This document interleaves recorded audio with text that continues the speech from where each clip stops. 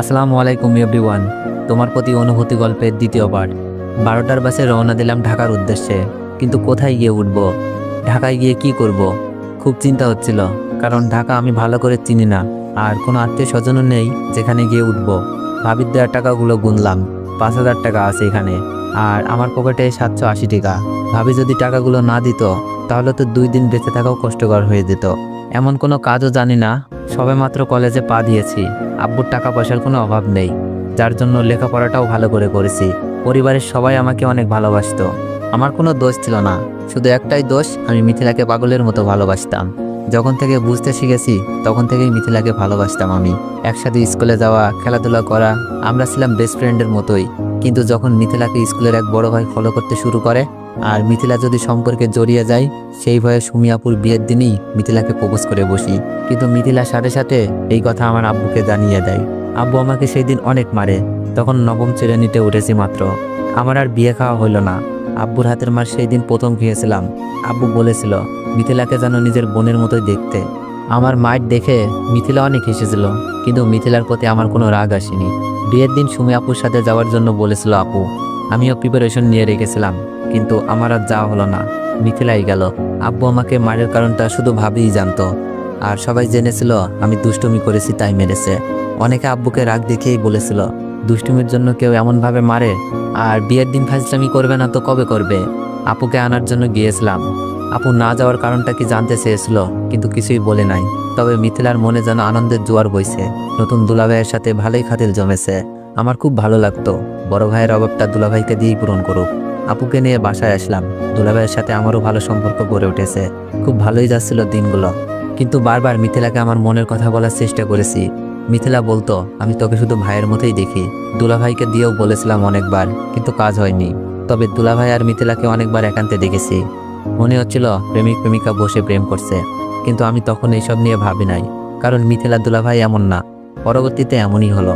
হঠাৎ মোবাইলে message tune বেজে উঠল। কল্পনা থেকে বাস্তবে ফিরে আসি। মিথিলার নাম্বার থেকে মেসেজ। কি লিখেছে? আমার রূপ বের করতে গিয়ে নিজেই ধরা খেয়ে গেলি, কি অভিনয়টা না করলাম। মিথিলার লেখাটা পড়ে চোখের কোণে জমে থাকা কষ্টগুলো বের হতে যাচ্ছিল।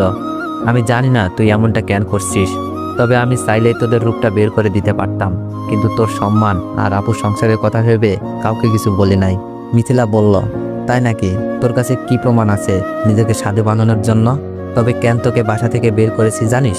যেন আমাদের সম্পর্ক আর কেউ না জানে, আর তোর কাছে যেন ছোট হয়ে না থাকতে হয়।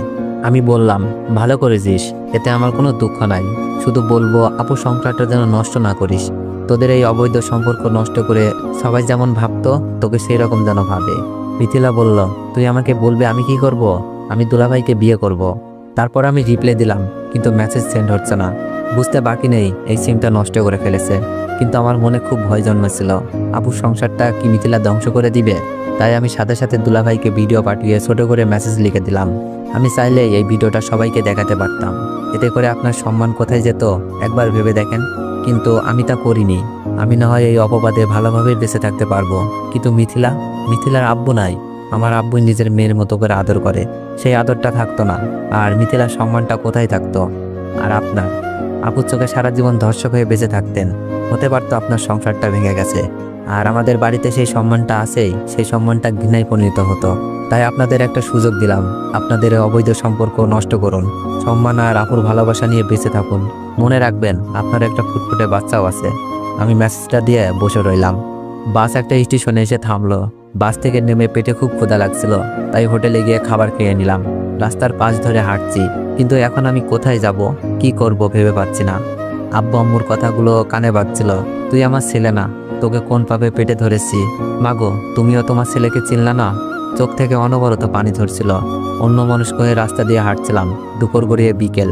হঠাৎই রাস্তার মাঝখানে একটা বাচ্চাকে দেখলাম, যে কোনো মুহূর্তে গাড়ির নিচে চাপা পড়তে পারে। আমি কোনো কিছু না ভেবেই ব্যস্ত রাস্তায় নেমে গিয়ে বাচ্চাটিকে কোলে নিয়ে রাস্তার পাশ দিয়ে যাই। কিন্তু শেষের দিকে একটা গাড়ি এসে আমার পায়ের উপর উঠিয়ে দেয়। আমি ব্যথায় কাতরাচ্ছি। বাচ্চাটির মা এসে আমাকে হাসপাতালে নিয়ে গেল, আর একদিক দিয়ে আমাকে ধন্যবাদ জানাচ্ছে, অন্যদিক দিয়ে নিজের বেখেয়ালির জন্য বাচ্চাকে বাঁচাতে গিয়ে আমার এমন অবস্থার জন্য নিজেকে দোষারোপ করছে। ডাক্তার এসে আমাকে কি যেন একটা ইঞ্জেকশন দিল। আস্তে আস্তে আমার চোখ দুটো বন্ধ হয়ে আসলো। চোখ খুলে দেখি পায়ে ড্রেসিং। বাচ্চাটি ও বাচ্চাটির মা আরেকটা আমাদের বয়সী মেয়ে পাশে দাঁড়িয়ে আছে। ডাক্তার এসে বললেন, পাটা খুব ভালোভাবে ভেঙেছে। আমি ওষুধ লিখে দিচ্ছি, নিয়মিত খাবেন। আর রোগীকে 1 মাস রেস্ট দিতে হবে। খেলাধুলা কোনো কাজ করতে পারবে না। 15 দিন পর আমাকে দেখিয়ে যাবেন। ডাক্তার প্রেসক্রিপশন ধরিয়ে দিলেন। বাচ্চার মা বললেন, আমার জন্য আজ তোমার এত বড় ক্ষতি হলো। আমি বললাম, না না আন্টি, নিজেকে দোষারোপ করবেন না, এটা শুধু একটা অ্যাক্সিডেন্ট। আন্টি বললেন, আচ্ছা তোমার বাসা কোথায়? তোমার ফ্যামিলির কারোর নাম্বার থাকলে দাও, আমি তোমার মা বাবাকে আসতে বলি। আমার মোবাইলটা কোথায়? মোবাইল খুঁজে পাচ্ছিলাম না। মোবাইলটা আমার হাতে দিয়ে বলল, তোমার মোবাইল রাস্তায় পড়ে ভেঙে গেছে। এটা তো একেবারেই গেছে। মোবাইল হাতে রেখে পকেট থেকে ভাবির দেওয়ার টাকাগুলো বের করে বললাম, আন্টি, হাসপাতালে কত টাকা বিল এসেছে জানি না, আমার কাছে এই কয়েকটা টাকা আছে, গ্রাম থেকে আসার সময় নিয়ে এসেছিলাম, টাকাটা নিন প্লিজ। আন্টি আমার টাকাটা পকেটে ঢুকিয়ে দিয়ে বলল, কি করছো তুমি এইসব? আমার ছেলেকে বাঁচাতে গিয়েই তোমার এই অবস্থা, আর তুমি আমাকে চিকিৎসার খরচ দিচ্ছ। আন্টি বলল, তোমার পরিবারে কেউ নেই? তাদের তো খবর দিতে হবে। আছে, আব্বু আম্মু ভাই ভাবি চাচা চাচাতো বোন, কিন্তু এখন আমি ওদের কেউ না। বলতেই চোখ দিয়ে পানি বেরিয়ে আসলো। আন্টির সাথে থাকা মেয়েটি বলল, তাহলে আপনি যাবেন কোথায়? আমি কান্না করছিলাম আর বলছি, জানি না, আর সকালেই বাসা থেকে বের করে দিয়েছে আমাকে একটা মিথ্যা পাপের অপরাধে। আন্টি বলল, আচ্ছা তাহলে তুমি আমাদের বাসায় আসো, তোমার এখন রেস্টের দরকার। না আন্টি, এটা কি করে হয়? উপকার করেছি বলে আপনাদের বাসায় গিয়ে উঠবো? মেয়েটি বলল, চুপ করেন, এত ভালো মানুষ সাজার দরকার নাই। আমার ভাইকে বাঁচিয়েছেন, এখন আপনাকে বাঁচানোর দায়িত্ব আমাদের। চলুন। চলো ওঠো। আন্টি আমার 1 হাত ধরে তুললেন। আন্টি আমার কাপড়ের ব্যাগটা কই? আন্টি বললেন, আমরা তো তোমার ব্যাগ দেখি নাই, মনে হয় কেউ নিয়ে গেছে। আন্টি 1 হাত ধরে আর মেয়েটি আর 1 হাত ধরে হাঁটার জন্য বলল, কিন্তু আমি পা ফেলতে পারছি না, খুব কষ্ট হচ্ছে। প্রথম পা ফেলেই চিৎকার দিয়ে উঠলাম। আন্টি বলল, আস্তে আস্তে পা ফেলো। তো এভরিওয়ান, নেক্সট চাইলে একটু বেশি বেশি কমেন্ট করুন আর একটু বেশি বেশি কপি লিঙ্ক করে দিন। ধন্যবাদ।